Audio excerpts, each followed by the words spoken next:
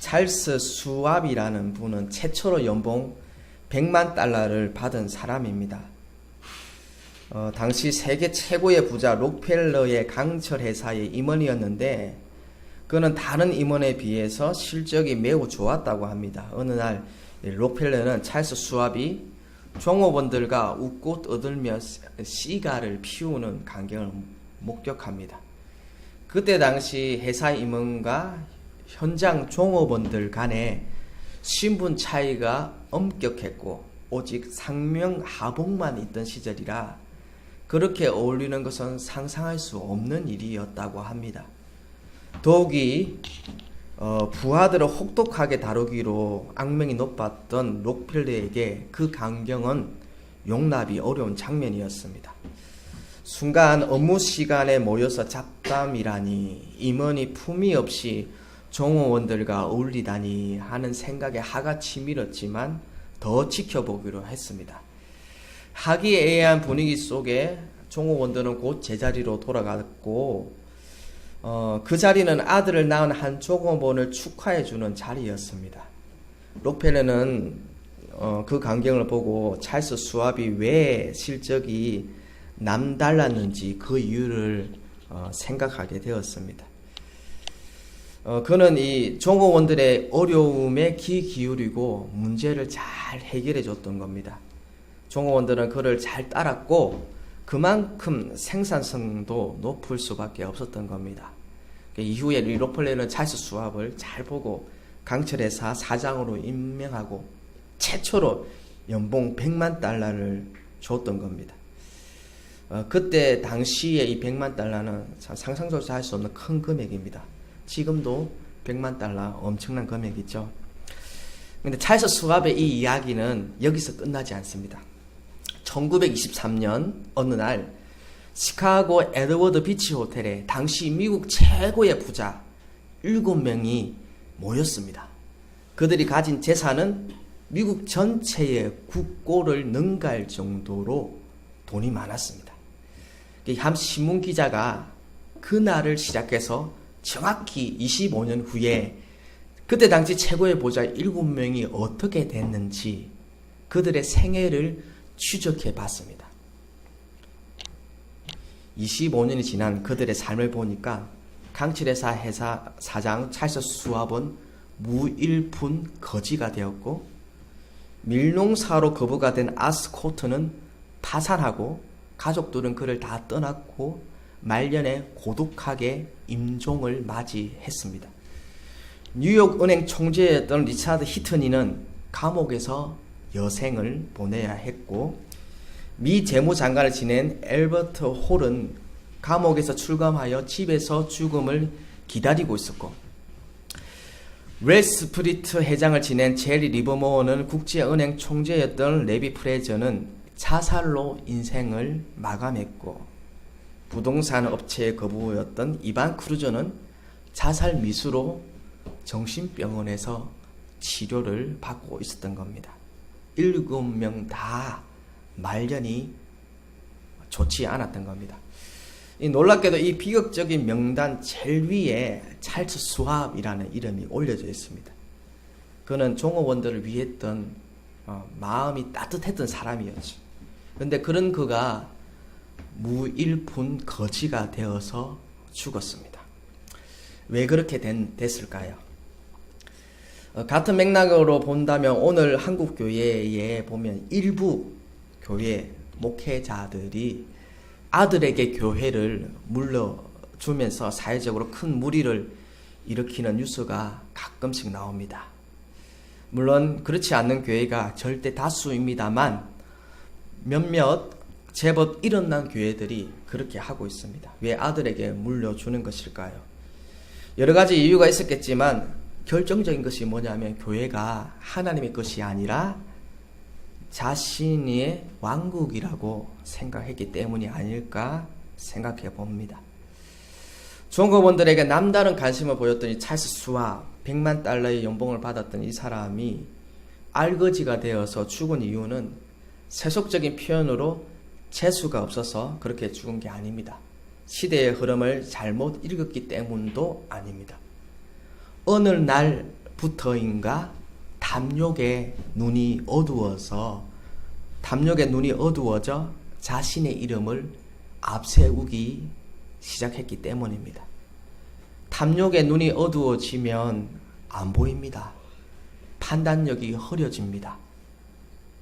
뭐가 뭔지, 뭐가 옳은지 보이지 않게 되는 겁니다. 시대가 아무리 변해도 금융 사기는 끝도 없이 일어나죠. 어느 누가 봐도 저건 사기야, 저 사람은 아니야 라고 하는 그 일에 아주 뛰어난 사람들이, 유능한 사람들이 말려드는 이유는 단 한 가지입니다. 탐욕으로 인해서 판단력이 흐려졌기 때문입니다. 자신의 이름을 세상에 드러내는 것을 인생의 목표로 삼는 사람들을 성경은 악인이라고 합니다. 악인은 그 마음의 중심에 자기 자신밖에 없습니다. 잠언서 4장 19절에는 악인의 길은 어둠 같아서 그가 걸려 넘어져도 그것이 무엇인지 깨닫지 못하느니라. 자기가 옳다 하는 대로 가는데 사실은 망하는 길을 가고 있다는 겁니다. 자기 이름을 앞세우고 드높이는 일에 골몰하느라 자신이 어디로 가고 있는지, 무엇에 걸려 넘어졌는지 깨닫지 못한 채 점점 더 어둠 속으로 빨려 들어가고 있는 것이 바로 악인의 모습이라는 겁니다. 반면에 의인은 어떻습니까? 지금 당장은 어렵지만은 점점 떠오르는 태양과 같아서 점점 빛나 원만한 강명에 이르게 된다는 겁니다. 자, 신앙생활도 그렇습니다. 하나님 중심이냐, 나 중심이냐. 시간이 점점 지나면서 결과가 달라진다는 겁니다. 오늘 본문 말씀은 하나님의 이름을 빙자하여 그 모습은 완벽한 하나님을 섬기고 하나님의 영광을 위해서 사는 사람처럼 보이지만은 자신을 높이기 위해 그 종교를 자기의 유익을 위해 이용했던 그 종교 지도자들에 대한 이야기입니다. 이 사람들은 입으로 하나님을 말합니다. 그러나 그 마음에는 자기 자신밖에 없습니다. 행위로는 완전하죠. 기도도 하고 금식도 하고 구제도 합니다. 근데 입으로는, 행동으로는 다 하나님을 위하는 것처럼 하지만 마음에는 자기를 높이라고 말하고 있습니다. 예수님은 이런 사람들을 신랄하게 비난하셨습니다. 자, 종교의 기원이 뭐냐면 무력한 인간으로부터 출발합니다. 굶주림과 추위, 자연의 위협, 죽음, 그것으로부터 살아남기에 인간이 너무나 무력하기 때문에 종교라는 것을 만들었고 신이라는 개념이 생겼습니다. 신을 달래거나 기원하여 자신의 안녕을 도모하기 위한 방법이 바로 종교의 시작입니다. 이 종교는 크게 세 가지 범주로 분류할 수 있습니다. 첫째는 뭐냐면 구제나 헌금과 같이 베푸는 것, 불교의 적선이나 복정 같은 것입니다. 두 번째로 신에게 올리는 기도문이나 악기를 몰아내는 주무과 같은 그런 종교, 남묘 호랑갱교라든지 천주교의 기도문 같은 거 형태입니다. 셋째는 금식과 같은 고행입니다. 힌두교가 그렇죠. 온갖 종교들은 구제, 헌금, 기도, 금식 이란 것들을 계율이나 율법으로 만들고 그 계율을 잘 지키면 복을 내려주고 죽어서도 좋은 곳으로 데려간다고 믿습니다. 그래서 모든 종교에서는 구제가 있고 기도가 있고 금식과 같은 고행이 있습니다. 그런 이 모든 이 세 가지를 가장 열심히 행했던 대표주자들이 바로 바리새인들입니다. 남을 돕는 선행, 하루에 3번씩 기도 생활했고 금식했고 얼마나 열심히 있고 충성스러운 하나님의 일꾼들입니까? 그런데 아이러니하게도 예수님께서 가장 무서운 책망의 말씀으로 비난하셨던 사람들이 바로 바리새인이라는 겁니다. 메시아가 오시면 누구보다도 칭찬했을 법한 사람들이 바리새인들이었습니다. 그런데 그들은 가장 무서운 책망의 말씀을 듣게 됩니다. 마태복음 23장 13절에 너희에게 하가 있을 것이다. 무슨 말이냐면 너희에게 저주가 있을 것이다. 서기관들과 바리새인들이여, 너희들은 천국 문을 사람들 앞에 닫고 너희도 들어가지 않고 들어가려 하는 자도 들어가지 못하게 하는도다. 이 무서운 지적은 그들은 잘못 가르쳐왔고 잘못 행해왔고 엉뚱한 방향으로 인도하여 애는 애대로 쓰면서 너희들은 지옥으로 가고 있구나 라고 말하고 있는 겁니다. 무슨 말이냐면 교회라고 다 교회가 아니라는 겁니다. 목회자라고 다 목회자가 아니라는 말입니다. 복음이 아닌 잘못된 가르침이 교회 안에 너무나 많다는 겁니다. 오늘날 교회에서 행하고 있는 많은 여러 종교 행위들, 프로그램들 이런 걸 진지하게 검토할 필요가 있습니다. 본질을 잃어버린 종교 프로그램이나 활동들은 인간적인 측면에서 볼 때는 내게는 만족을 줄 수 있지만 하나님을 기쁘시게 할 수는 없습니다. 신앙생활 핵심은 하나님을 사랑하는 것이죠. 그런데 종교적인 행위는 하나님을 기쁘시게 할 수 없습니다. 자, 오늘 구제를 말하면서 기도를 말하면서 금식을 말하면서 예수님은 똑같은 세 가지 말을 반복해서 말하고 있습니다. 뭔 말이냐면 엄밀한 중에 보시는 하나님 아버지께서 갚아주신다. 구제할 때도 엄밀하게 구제하라. 그러면 아버지께서 갚아주실 것이다. 기도할 때도 엄밀하게 기도하라. 골방에서 문을 닫고. 골방이라는 것은 어떤 골방이 없잖아요. 그게 무슨 말, 하나님만 바라보고 하라 이거죠. 주변 사람 잘 보기 위해서 큰 소리로 한다든지 그렇게 하지 말라는 거죠. 은밀하게 기도할 때 내 아버지께서 갚아주신다. 금식할 때에 금식하는 거 표내지 마라. 머리에 기름 바르고 세수하고 드라이기 머리 감고 그래 해라. 은밀한 중에 보시는 아버지께서 갚아주신다라고 말씀하셨습니다. 또 예수님께서 반복해서 하는 말씀이 또 있습니다. 말씀이 하나가 더 있는데 자기 상을 이미 받았다. 기도와 구제와 금식을 많은 사람들 앞에서 거리에서 나팔을 불고 그렇게 하면 이미 자기 상을 받았다라고 말합니다. 자기 상을 이미 받았다는 것은 아무리 열심히 해도 보상이나 효력이 없다는 말입니다. 하나님께서 응답하지 않으신다는 말입니다. 아무리 구제를 열심히 하고 밤새도록 기도해도, 사실 금식 기도해도, 넘치는 헌금을 하더라도 남에게 보이려고 사람에게 했다면 아무런 소용이 없다는 말입니다. 모든 구제가 다 복을 받는 것이 아니라 하나님 앞에서 한 구제가 복을 받고, 모든 기도가 다 응답받는 것이 아니라 하나님 앞에서 한 기도가 응답받는다는 말입니다. 성경의 가르침은요, 너무나 중요한 겁니다. 저는 수년 전부터 이 은밀함에 대해서 설교하려고 묵상해도 설교 한 편이 잘 안 나옵니다. 메모는 되어 있는데 성경의 정신은 은밀함입니다. 숨은 곳에서 예수 그리스도인답게 사는 겁니다. 오늘날 교회가 힘을 잃는 이유, 하나님부터 오는 상을 잃어버린 이유가 뭐냐면 은밀함을 잃어버렸기 때문입니다. 어제네요. 어제 친구한테 전화를 받았는데 그 교회는 1월에 부흥회 한 번, 2월에 부흥회 한 번을 한다고 합니다. 문제는 2월에 부흥회 오신 부흥 강사님이 그 부흥회 헌금을 하라고 강요를 하고 헌금 봉투를 받으면 일일이 다 이름을 불러준다는 겁니다. 100개가 넘는 것을. 100개가 넘는 것을 다 불러주고 기도 제목 불러주고 이것만 해도 시간이 꽤 많이 가죠. 물론 좋은 의도로 불렀다고 보기가 참 어렵습니다. 직구는 그게 그렇게 은혜가 안 된다는 겁니다.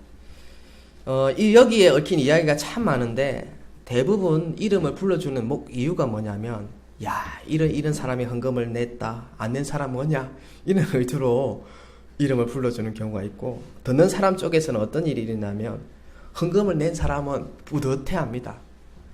또 없어서 못 낸 사람은 부끄러워해야 되는 그런 사태가 발생됩니다. 부흥회를 하면서 헌금 얼마를 드리면서 복을 달라고 하는 것, 정말 순수한 마음에 하면 아무런 문제가 되지 않습니다. 그런데 하나님께서 진짜 기뻐하는 것은 이게 아닙니다. 이런 것을 하나님이 기뻐하시는 것이 아니고, 하나님께서 기뻐하시는 것이 뭐냐면 내가 말씀대로 순종하며 사는 겁니다. 어찌됐든 간에 말씀대로 순종하려고 몸부림치며 말씀대로 살아보려고 하는 그 모든 행위, 그 마음을 하나님이 기뻐하십니다.